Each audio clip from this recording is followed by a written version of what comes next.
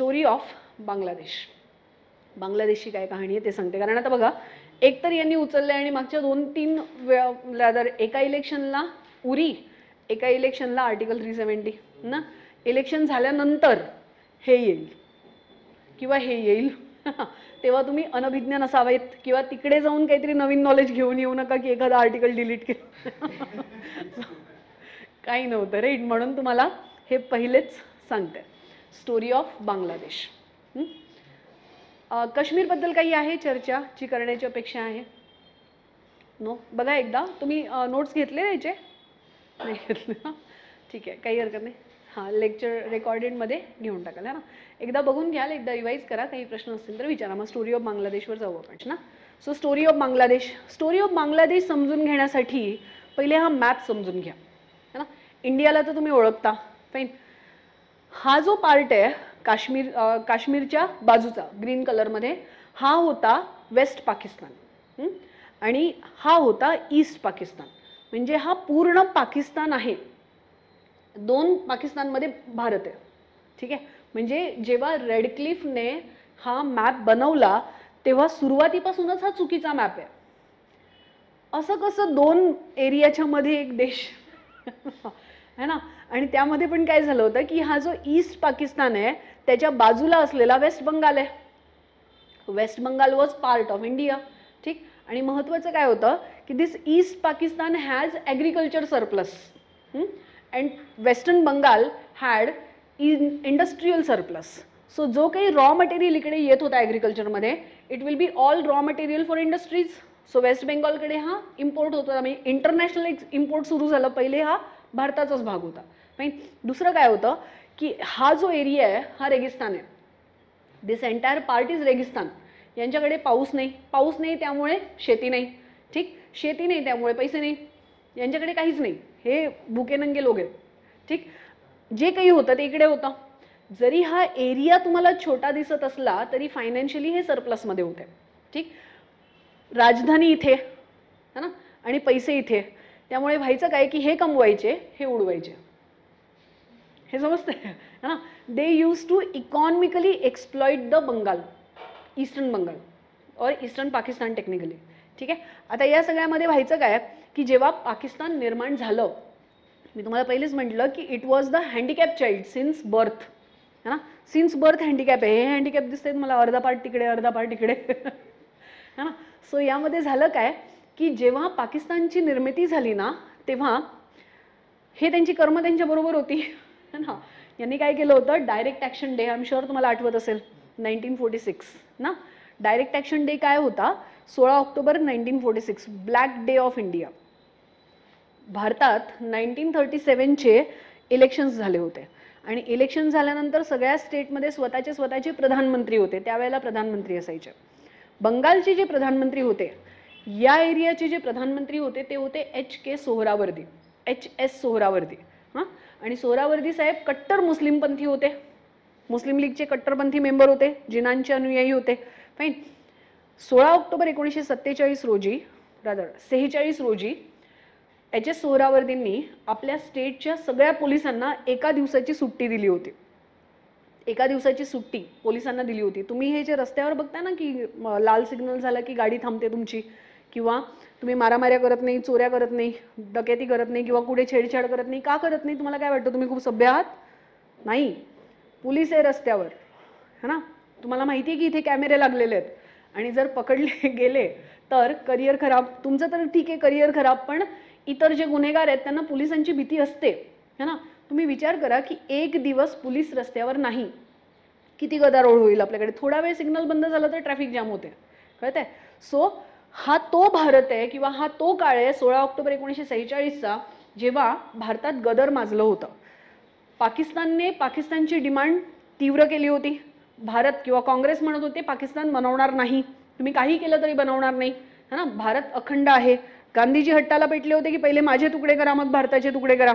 सरदार वल्लभभाई पटेल देखील म्हणत होते की आपण भारत सोडायचा नाही, म्हणजे अखंड भारत सोडायचंच नाही, पाकिस्तानला जाऊ देणार नाही. आणि मुस्लिम लीगला वाटत होतं की जर इथून ब्रिटिश निघून गेले तर आम्हाला पाकिस्तान कधीच मिळणार नाही, आमच्याबरोबर चीटिंग होईल. त्यामुळे ब्रिटिश भारतातून जायच्या आधी पाकिस्तान घ्यायचं यांच्यावर भरोसा नाही करायचा, असा तिढा निर्माण झाला होता. आणि मुस्लिम लीगने यावेळेला काय केलं होतं, मुस्लिम लीगने हे लाईक काय म्हणतात त्याला, फतवा जारी केला होता की हिंदू मेजॉरिटी एरियामध्ये कत्लेआम करायला सुरू करा, कत्तल करायचे हिंदूंचे, है ना. आणि या वेळेला बंगाल एरियामध्ये काय केलं होतं की एक दिवसासाठी पोलिसांना सुट्टी दिली होती. मग तुम्ही विचार करा की बंगालमध्ये किती कत्तल झाली असेल, हां. इट वॉज अ जिनोसाइड, मॅसेकर एकदम, म्हणजे जो सापडेल त्याला मारायला सुरुवात केली होती. हिंदूंच्या घरावर फुल्ल्या केल्या होत्या, घरात जाऊन जाऊन लूटपाट चालू होती, है ना. मुली, कन्या, सुना काही म्हणजे राहिलंच नव्हतं, है ना. अगदी बंगालच्या रस्त्यावर लिटररी रक्ताच्या नद्या वाहत होत्या, एवढी जास्त हालत खराब होती. तेव्हाच गांधीजी गेले होते नौखालीला. That was the same time जेव्हा गांधीजींनी हे ऐकलं, गांधीजी ट्रेन पकडली आणि नौखालीला गेले होते. नौखाली म्हणजे पश्चिम बंगाल, है ना. आणि जिथे जिथे गांधी जात होते तिथे तिथे दंगली थांबल्या होत्या. Entire military of British wanted to stop this massacre. सगळी मिलिटरी, पूर्ण बॉर्डरला मिलिटरी लावली होती ब्रिटिशांनी, पण कोणी कोणाला ऐकायला तयार नव्हतं. फक्त जिथे गांधी गेले, काठी घेऊन जात होते, जिथे जात होते तिथे म्हणत होते मला मारा, तुम्ही आपसात लढू नका. आणि लोक शांत होत होते की आपल्यासाठी हा 73 वर्षाचा म्हातारा मरायला सुद्धा तयार आहे, है ना. Even Mountbatten including their army was astound to see की हा काय माणूस आहे, आमच्याकडे बंदूक आहेत, ग्रेनाइड आहेत, बॉम्ब आहेत, एवढी मोठी सेना आहे, आम्हाला कोणी ऐकायला तयार नाही. हा एक माणूस काठी घेऊन गेलेला आहे आणि सगळे जिथे जातोय तिथे दंगली थांबतायत. Entire Britain was astound to see the power of Gandhi at that time. तो हा पाकिस्तान आहे, कळतंय. हे पूर्व बंगाल आहे. आणि मग ॲज आय टोल्ड यू की जेव्हा तुम्ही इतिहासात एखादी क्राईम करता, तुम्हाला असं वाटतं की ते झालं, भूतकाळात गेलं, ते भूतकाळात जात नसतं. कर्मा कम्स बॅक, है ना. So this massacre or this surgery of Pakistan was nothing but it's karma, है ना. खूप जास्त जिनोसाइड केलं होतं त्यांनी. So story of Bangladesh started from where की 16 डिसेंबर 1971 हा फक्त दक्षिण आशियासाठीच नाही तर पूर्ण जगासाठी एक महत्त्वाचा दिवस होता, ऐतिहासिक दिवस होता. 91,000 Pakistani forces surrender to India. 91,000 Pakistani सैनिकांनी सरेंडर केलं होतं. आणि मग परिस्थिती अशी होती की जर आपल्याला पाहिजे असलं असतं तर east Bengal will be part of India only. मी हे लक्षात घ्या की हा आपलाच भारत आहे ना, पश्चिम बंगाल ऑलरेडी कनेक्टेड आहे. ईस्ट बंगालला देखील जर आपण कनेक्ट करून घेतलं असतं तर काय झालं असतं. आपण का बांगलादेश बनवला, technically it was part of Bengal only, है ना. सो इथे काय झालं की 91,000 सैनिकांनी शरणागती पत्कारली होती. पण भारताने हे ठरवलं की आपण ईस्ट बंगालला घ्यायचं नाही, कारण त्यांची जी मुक्ती संग्राम होता किंवा त्यांचा जो संघर्ष होता तो त्यांनी स्वतःला स्वतंत्र करण्यासाठी केला होता, म्हणून भारताने त्यांना एकत्र केलं नाही. ठीक, हे आत्ता मी दिलेलं स्टेटमेंट आहे, शेवटी हे चेंज होईल. ठीक आहे, आता ही स्टोरी सुरू होते. ठीक. सो हा एक आंतरराष्ट्रीय मुद्दा होता.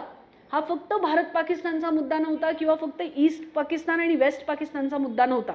यामध्ये USA, रशिया, चीन, UN सगळ्यांनी भूमिका निभावली होती. It was the international issue. ठीक आहे, it was the international issue. So नक्की काय काय झालं होतं हे बघता येईल. ठीक. It was second surgery of Pakistan. First surgery भारतापासून वेगळा झाला आणि सेकंड सर्जरी पाकिस्तान वेगळा झाला, है ना. ठीक आहे. So this was second surgery of Pakistan. Issue काय होता, इश्यू हा होता की 1947ला जेव्हा भारत स्वतंत्र झाला तेव्हा भारताकडे मोठा स्वातंत्र्य संघर्ष होता. आपण जवळपास 1857 पासून स्वातंत्र्यासाठी लढत होतो. आपल्याकडे मोठा इतिहास होता. पाकिस्तानच्या स्वातंत्र्याचा संघर्ष काय, भारतापासून वेगळा झाला, विषय संपला, है ना. एका दिवसाचा संघर्ष की India and Pakistan got independence, त्यांचा संघर्षच नाही. आणि त्यामुळे नेशन बिल्डिंगची प्रोसेस जेव्हा सुरू झाली, आता नेशन बिल्डिंगची प्रोसेस म्हणजे काय की जेव्हा एखादा देश मोठ्या स्वातंत्र्य संघर्षानंतर देश म्हणून उदयाला येतो. ही कहाणी कुठून सुरू झाली, फ्रेंच राज्यक्रांतीपासून. फ्रेंच राज्यक्रांतीमध्ये राष्ट्र निर्माणाची प्रक्रिया सगळ्यात पहिले झाली होती. लोकतंत्र म्हणजे नक्की कसं असायला पाहिजे, लोकशाही म्हणजे शासन कसं असायला पाहिजे, लोकांप्रती आपली जबाबदारी काय असायला पाहिजे किंवा कशा प्रकारचं राष्ट्र बनवायचं, है ना. ही प्रक्रिया इथून सुरू झाली होती. याला म्हटलं जातं नेशन बिल्डिंग. मग जेव्हा हा प्रश्न आपल्याकडे उद्भवला तेव्हा आपण काय केलं, नागरी राष्ट्रीयकरण, सिविक नेशन या संकल्पनेवर भारत बनला आहे. सिविक नेशन म्हणजे नक्की काय? सिविक नेशनचा अर्थ असा आहे की भारताचं शासन व्यवस्था जी असेल ती जबाबदार शासन व्यवस्था असेल. मग कशासाठी जबाबदार?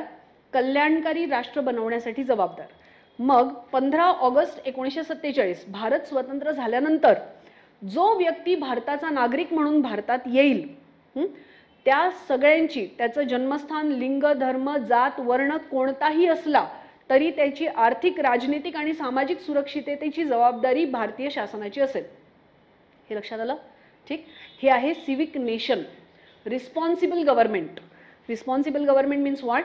की despite your race, caste, sex, place of birth और एनीथिंग, है ना, the person who is acquiring the citizen of India will be the responsibility of government of India for its welfare.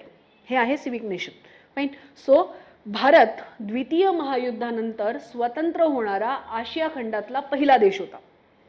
पहिले भारत स्वतंत्र झाला, मग चीनने डिक्लेअर केलं की आम्ही पण स्वतंत्र आहोत. फाईन. 1948 ला. ठीक आहे. सो भारत पहिला देश होता, हे लक्षात ठेवा. ठीक. तर भारत स्वतंत्र झाला, पाकिस्तान पण स्वतंत्र झाला. हे तर बाय गिफ्ट स्वतंत्र झालेले आहे. ह्यांच्याकडे संघर्षच नाही. तुम्ही कधी विचार करा, आपल्या इतिहासाच्या क्लासमध्ये आपल्याकडे स्टोरीज आहेत सांगण्यासाठी ना, 5000 वर्षाचा इतिहास आहे आपला. हे त्यांच्या हिस्ट्रीच्या क्लासमध्ये काय सांगत असतील? है ना. हे काय सांगतात? गांधी विलन होते, जिना हिरो होते, कळते, काँग्रेस विलन होती, आम्हाला तर कधी स्वतंत्र व्हायचंच नव्हतं, आम्हाला बाहेर केलंय. आणि बाहेर कसं केलंय की आम्हाला काही दिलंच नाही, रिसोर्सेस नाही, आपल्याकडे काहीच नाही, जे काही आहे ते सगळं भारताने हिरावून घेतलं. कळते, म्हणजे उलटी कहाणी. आणि त्यांच्याकडे Mughal are hero, Aurangzeb is hero, Akbar is villain. कळते, रिलिजियस हिस्ट्री.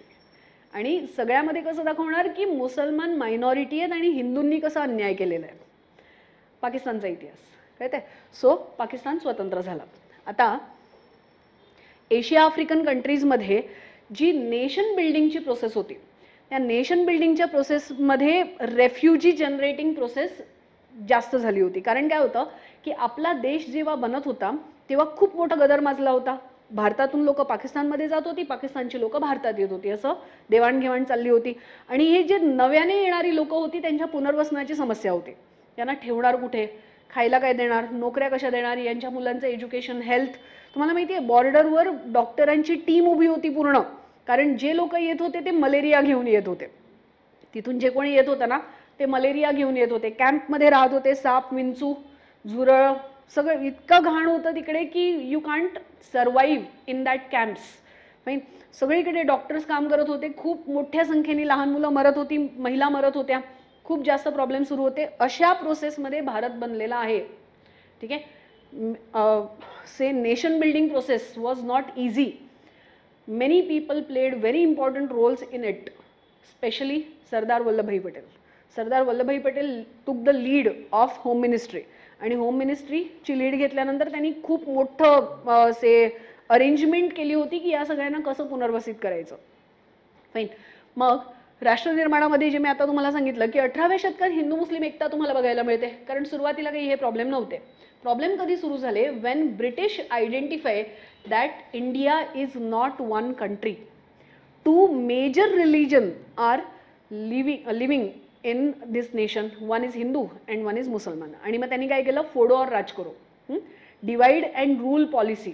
आणि मग जसजसं मुस्लिम लीग वगैरेची स्थापना झाली यांनी समजावलं काय की ब्रिटिशांना 2 पत्नी आहेत, एक हिंदू एक मुसलमान. मुसलमान पत्नी आवडती पत्नी आहे आणि हिंदू नावडती पत्नी आहे, है ना. आणि नावडती पत्नीला मिळून आवडती पत्नी काय करते? ब्रिटिशांना परेशान करते. सो जर मुसलमानांनी आम्हाला सपोर्ट केला तर आम्ही तुम्हाला एक्स्ट्रा फॅसिलिटी देऊ. 1909 separate electoral college was part of it. ठीक. वेवेल जेव्हा आले होते आपल्याकडे तेव्हा वेवेलनी जिनांना हे म्हटलं होतं की कोणत्याही परिस्थितीमध्ये काँग्रेसच्या हट्टाला झुकायचं नाही. जर तुम्ही ताठ राहिलात, जर तुम्ही अडून राहिलात तर तुम्हाला आम्ही पाकिस्तान बनवून देऊ. जिनांनी पाकिस्तान नाही क्रिएट केलं, ब्रिटिशांनी क्रिएट केलेलं आहे. कळतंय. वेवेलनी प्रॉमिस केलं होतं की we will give you Pakistan, फक्त काँग्रेसच्या हट्टाला झुकायचं नाही. ते गांधीजींनी काहीही केलं, अगदी उपोषण केलं किंवा काहीही केलं तरी अजिबात मागे हटायचं नाही.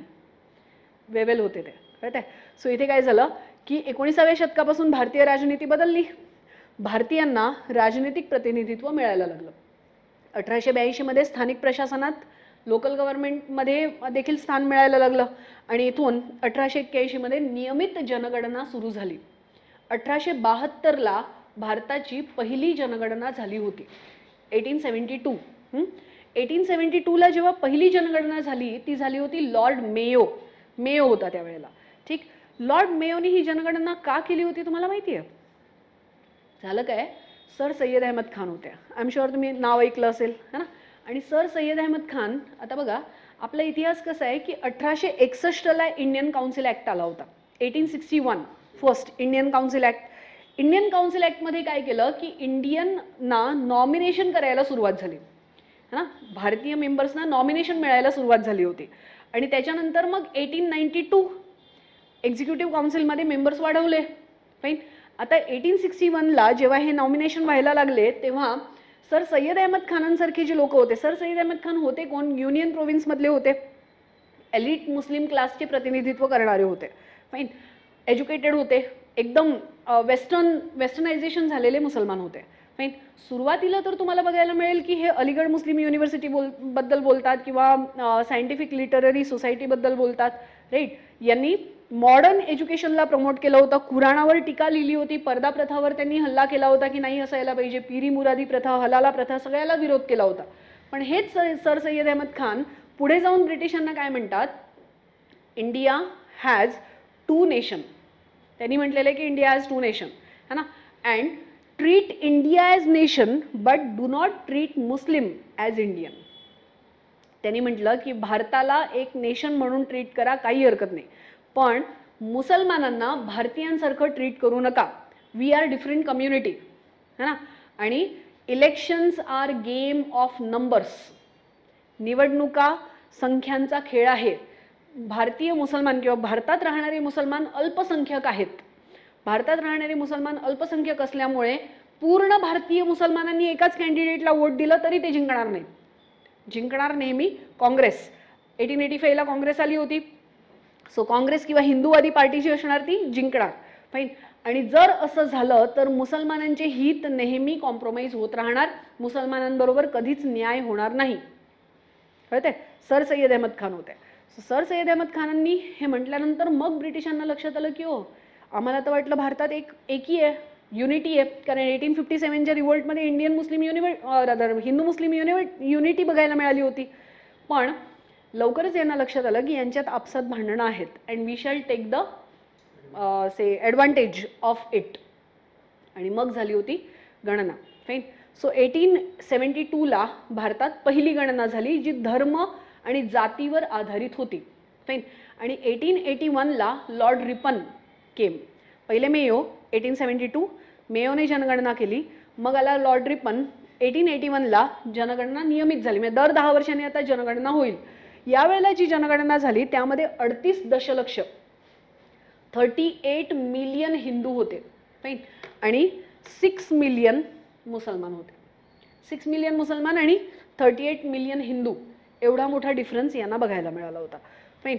सो इथून काय झालं की आता व्यावहारिक पक्ष कसा होता, आपण फास्ट फॉरवर्ड झालो आणि 47 ला आलेलो आहोत. 1947 पाकिस्तान जेव्हा निर्माण झाला तेव्हा त्यांच्या संरचनेमध्येच दोष होता. जे मी तुम्हाला म्हटलं एक भाग इथे मध्ये अख्खा देश, हा कसला देश है ना. आणि त्यामध्ये सुद्धा काय झालं की द्विराष्ट्र सिद्धांत जो मांडला होता हा विफल झाला होता.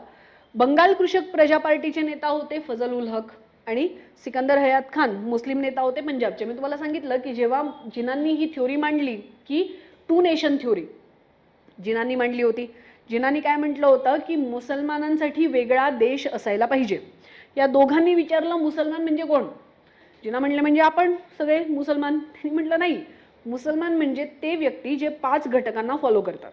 5. राईट. कोणते 5? एकतर कुराणचा कायदा तुम्ही मानला पाहिजे, अल्लाचा हुकूम मानला पाहिजे, नमाज 5 टाइम पडला पाहिजे, जकात दिली पाहिजे आणि जीवनातून एकदा हज यात्रा केली पाहिजे. जिन्नांनी यापैकी काहीच केलं नव्हतं. कळतंय? जिन्ना वॉज कम्प्लीट सेक्युलर. कळतंय? जिन्ना पूर्ण सेक्युलर होते. त्यांचा नमाज पडतानाचा एकही फोटो तुम्हाला बघायला मिळणार नाही. अख्खा गुगल सर्च करून घ्या. नमाज सोडा, टोपी कुर्ता घातलेले मशिदीच्या बाहेरचे जिन्ना तुम्हाला सापडणार नाहीत. जिन्ना वॉज सेक्युलर, है ना. सो या दोघांनी म्हटलं की तुम्ही जे म्हणताय ना ते होणं शक्य नाही, कारण मुसलमानांचं भारतीयकरण झालेलं आहे, इंडियनायझेशन ऑफ इस्लाम झालेलं आहे. प्रत्येक राज्याच्या मुसलमानांनी तिकडचं खानपान अडॉप्ट केलेलं आहे. साऊथच्या मुसलमानांचा इडली डोसा, है ना, पंजाबच्या मुसलमानांचा पराठा, बंगालच्या मुसलमानांचा मछली भात. कळत आहे? सो बेसिकली सगळ्यांचं कल्चर वेगळं, सगळ्यांच्या भाषा वेगळ्या. तुम्ही यांना एकत्र कसं आणणार? जिन्ना म्हणाले काही हरकत नाही, 3 पाकिस्तान बनवू, 2 तुमचे 1 माझं. यांनी म्हटलं नॉट लॉजिकल, हे रॅशनल नाही, तुम्ही होमवर्क करा. जिन्ना होते हट्टाला पेटलेले होते आणि यामध्ये झालं काय की त्यांनी पाकिस्तान बनवलं. आता पाकिस्तान बनवल्यानंतर 1968 है ना, 47ला पाकिस्तान बनलं. अच्छा, भारताची कॉन्स्टिट्युएंट असेंब्ली कधी आली? 1946. आणि काम आपलं कधी पूर्ण झालं? 1949. त्यानंतर मग आपण लागू झालं 1950ला.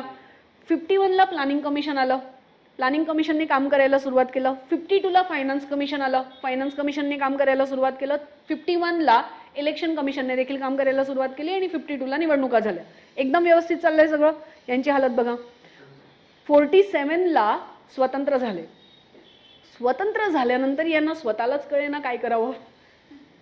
स्वतंत्र तर झाले, कॉन्स्टिट्युएंट असेंब्ली यांनी अनेक वेळा बनवण्याचा प्रयत्न केला, अनेक वेळा भंग झाली. कारण यांच्यामध्ये हा प्रॉब्लेम होता की आपण मुस्लिम धर्माच्या आधारावर देश बनवला आहे, तर कायदा शरिया असला पाहिजे, शरीयत कानून. मग कॉन्स्टिट्युएंट असेंब्लीची काय गरज आहे? आता कॉन्स्टिट्युएंट असेंब्लीच नाही तर कॉन्स्टिट्यूशन नाही, कॉन्स्टिट्यूशन नाही तर प्रधानमंत्री कुठून येणार? ना प्रधानमंत्री ना राष्ट्रपती. अच्छा, तुम्ही राष्ट्रपती आणि प्रधानमंत्री आणले तरी वर्शिप कोणाला करायचं? अल्लाला की तुम्हाला? कारण आपण तर धार्मिक देश आहोत. या सगळ्याचा फायदा घेऊन काय झालं? मिलिटरी शासन तयार झालं. Pakistani military become supreme than government. ठीक आहे. आणि या सगळ्यामध्ये काय झालं? 1968 हे जागतिक अशांतीचं वर्ष होतं. ऑइल क्रायसिस जसा भारताला आला तसा त्यांनाही आला. आणि या जागतिक अशांतीमध्ये काय झालं की जनरल अयूब खान हे मिलिटरीचे प्रमुख होते. यांच्या जागेवर याह्या खाननी सत्ता ताब्यात घेतली. 69ला याह्या खान झाले मिलिटरी जनरल. ठीक. याच्यानंतर आता हे 2 होते पाक पीपल्स पार्टी जुल्फिकर भुट्टो आणि आवामी लीग भसीन नंतर शेख मुजीबुर रहमान. फाईन. या दोघांनी मिळून आवामी लीग जी होती ही ईस्टर्न पाकिस्तानमध्ये होते. फाईन. या दोघांनी मिळून हे ठरवलं की पाकिस्तान वेस्टर्न पाकिस्तानला सपोर्ट करायचा नाही, आपल्याला सुद्धा डेमोक्रेटिक नेशन बनवायला पाहिजे. का बनवायला पाहिजे? कारण हा जो पार्ट होता ना ईस्टर्न पाकिस्तानवाला, हे इकॉनॉमिकली ॲडव्हान्स होते. यांच्याकडे ज्यूटची शेती होती, ज्यूट तागाची शेती होती आणि सगळा माल एक्सपोर्ट व्हायचा इंडियाला. ठीक. आता ईस्ट बंगालचा जो करन्सी होती ती होती टंका. पाकिस्तानची जी करन्सी होती ती होती रुपया नव्हती तेव्हा, रुपा होती, है ना. सो झालं काय? करन्सी वेगळी वेगळी आणि करन्सी वेगळी वेगळी, पैसा यांचा. आणि टेररिझम कुठे चाललंय? वेस्ट पाकिस्तानमध्ये. Entire finance was used for terrorism in west Pakistan. So हे दुःखी असायचे ईस्ट पाकिस्तानवाले की अरे काय आहे, पैसे आमचे, मेहनत आमची, शेती आमची घेऊन तुम्ही जाताय. आणि काहीही केलं की military use to suppress them. एकदा काय झालं होतं की जिना ईस्ट पाकिस्तानला आले होते, है ना, प्रचार करण्यासाठी. ठीक. सो जिनांना लोकांनी सांगितलं की साहेब आम्हाला तर उर्दू येत नाही, तुम्ही जे म्हणताय की एक नेशन एक लँग्वेज एक रिलिजन, है ना, आम्हाला उर्दू येत नाही. जिनांनी म्हटलं शिकून घ्या, येत नाही तर शिकून घ्या, पण पाकिस्तानमध्येच राहायचं. हे जिना होते. म्हणलं जिनांचं डोकं उलटा चालायचं, है ना, काही कळत नव्हतं, है ना. सो बेसिकली हा प्रॉब्लेम इथे निर्माण झाला. हे होते Sheikh Mujibur Rahman. He was kind of liberal leader, liberal होते हे. फाईन. तर 1966ला 6 मागण्या यांनी सरकारसमोर मांडल्या. ठीक. आणि सरकारसमोर 6 मागण्या काय मांडल्या की एकतर ईस्ट पाकिस्तानच्या करन्सीवर वेस्ट पाकिस्तानचा कोणताही प्रभाव असता कामा नये. आम्हाला आमची ऑटोनॉमी द्या, म्हणजे we will be part of Pakistan only but we want to be autonomous. स्वायत्तता मागायला यांनी सुरुवात केली, स्वातंत्र्य नाही स्वायत्तता. ठीक, आणि आमच्यामध्ये तुम्ही इंटरफेअर करायचं नाही, तुमचं काय करायचं ते करा, हे यांनी सांगितलं. ठीक, फायनली 1970ला पहिली निवडणूक झाली पाकिस्तानमध्ये. पाकिस्तानची राज्यघटना बनून तयार झाली 1970ला, 70ला. 1947 ते 1970 यांचे वादच संपत नव्हते. फायनली कॉन्स्टिट्युएंट असेंब्ली बसली, कॉन्स्टिट्यूशन तयार झालं 1970ला आणि पहिली निवडणूक झाली. बरं, पहिली निवडणूक जेव्हा झाली तेव्हा शेख मुजीबुर रहमान बिकम द दावेदार ऑफ प्रधानमंत्री from east Pakistan and he got 99% seats. एवढे सीट्स तर बीजेपीकडे नाहीत आपल्याकडे, तरी आपण प्रधानमंत्री आहोत, कळत आहे. 99% सीट्स. द 99% सीटचा अर्थ आहे प्रधानमंत्री शेख मुजीबुर रहमान व्हायला पाहिजेत. पण झालं काय की याह्या खाननी यांना नकार दिला की प्रधानमंत्री नाही बनायचं, यांना टाकलं जेलमध्ये. He was arrested. फाईन. आणि याह्या खान झाले स्वतः से मेजर जनरल, ते जनरलच होते ऑलरेडी, त्यांनी पूर्ण सत्ता पुन्हा ताब्यात घेतली. नो निवडणुका आम्ही कॉन्स्टिट्यूशनला मानत नाही, काय करायचं ते करा. कळते ही यांची परिस्थिती. आता काय झालं की या सगळ्यामुळे ज्यांनी निवडून दिलं होतं आवामी लीगला, त्यांनी वेस्ट पाकिस्तानच्या विरोधात एक आंदोलन उभं केलं. आणि यांनी आता म्हणायला सुरुवात केली की we are not part of Pakistan, आम्ही पाकिस्तानचा भागच नाही, कारण पाकिस्तानचं भविष्य एकदम अंधारात आहे दिसतंय आम्हाला, कारण यांचं काहीच खरं नाही. यांच्याकडे ॲग्रिकल्चर नाही, इकॉनॉमी नाही, स्टेबिलिटी नाही, पॉलिटिक्स नाही, कॉन्स्टिट्यूशन नाही, काहीच नाही, फक्त दादागिरी आहे. आणि दादागिरीच्या जोरावर सुद्धा काय करतायत, टेररिझम, युएसएचं पूर्ण से इन्व्हॉल्वमेंट, इंटरफेरन्स, आणि त्यामुळे पाकिस्तान कधीच स्वतंत्र होऊ शकणार नाही हे लोकांना दिसायला लागलं. त्यांनी आंदोलनं सुरू केली आणि पाकिस्तान विरोधी आंदोलनं सुरू केल्यानंतर इथे आंतरराष्ट्रीय राजनीती देखील सुरू झाली, है ना. जेव्हा पाकिस्तानबद्दल आंदोलनं सुरू झाली तेव्हा झालं काय की China started involving, interfering in Pakistan, चीन. कारण वेस्ट पाकिस्तान आणि east Pakistan, rather west Pakistan आणि ईस्ट पाकिस्तान जे एकमेकांशी लढत होते, याला फायनान्स कोण करत होतं, चीन. चायना फायनान्स करत होतं, कळत आहे. युएसए फायनान्स करत होतं. USA also was interfering in it, कारण युएसएला रशिया बरोबर युद्ध करायचं होतं आणि त्याच्यासाठी ग्राउंड पाहिजे होतं, हे कळत आहे, है ना. सो ग्राउंड कोणाचं मिळणार, पाकिस्तानचं.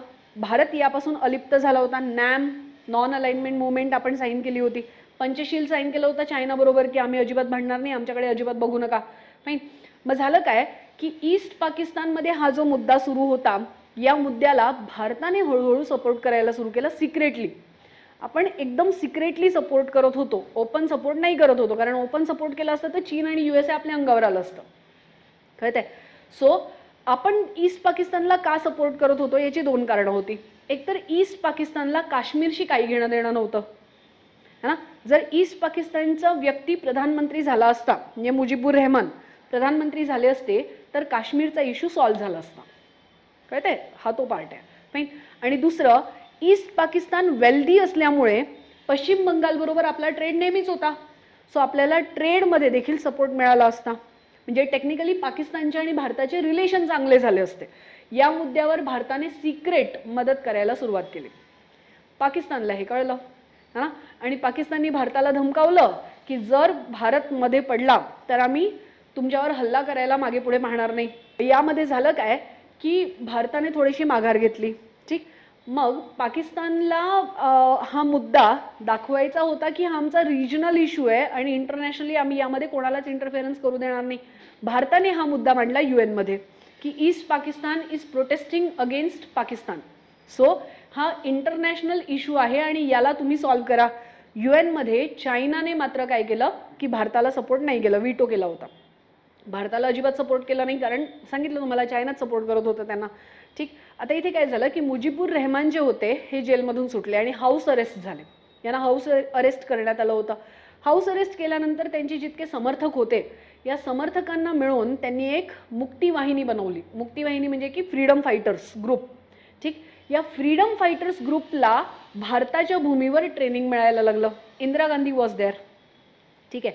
आता झालं काय की USA टेक द इनिशिएटिव्ह. USAने म्हटलं की जर भारताने सपोर्ट केला पाकिस्तानच्या भांडणात ईस्ट पाकिस्तानला तर आम्ही वेस्ट पाकिस्तानच्या साईडने युद्धात उतरू.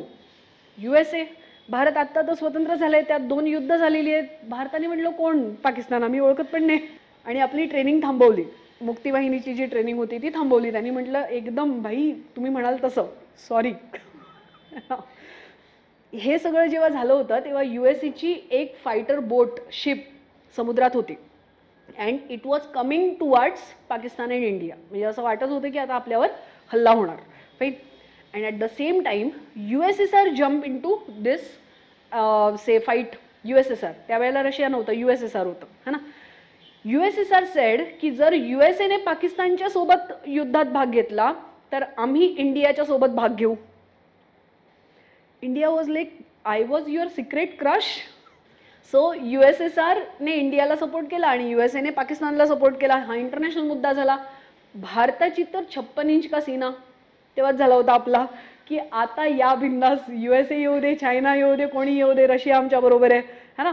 आणि मग 1970ला एक ॲग्रीमेंट झालं, USSR आणि इंडिया ॲग्रीमेंट, मैत्री करार.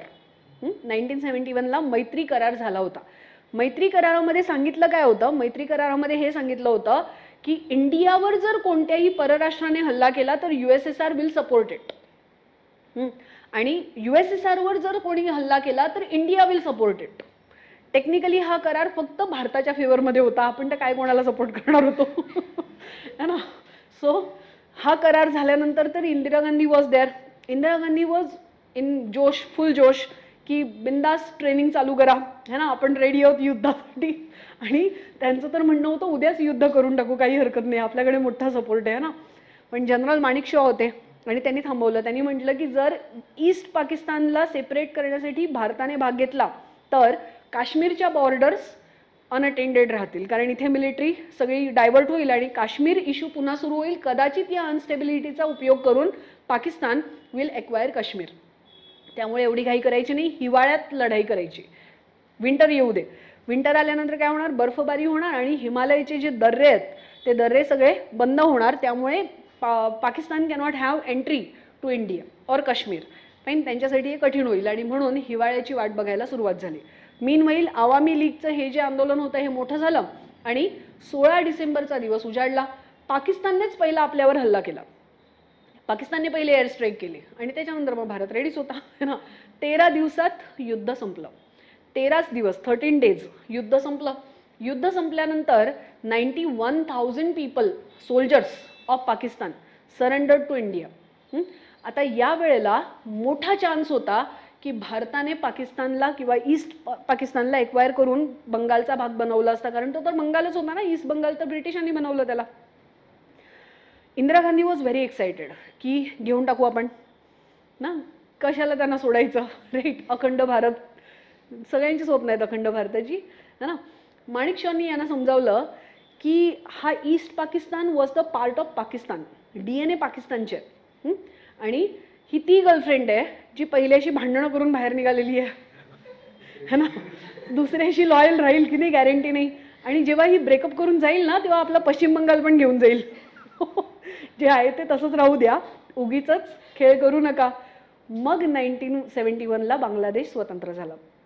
2018ला सार्क नेशनसाठी इंडियाने लीड घेतली, है ना. सार्क नेशनसाठी इंडियाने लीड काय घेतली की आम्ही पेलोड तुमचे GPS माध्यमातून पोचवू किंवा आपल्या रॉकेटच्या माध्यमातून आम्ही वर पोचवू, सॅटेलाईटच्या माध्यमातून वर पोचवू अंतराळात, आणि त्याच्यासाठी तुम्हाला काही खर्च करायची गरज नाही, we will be your elder brother.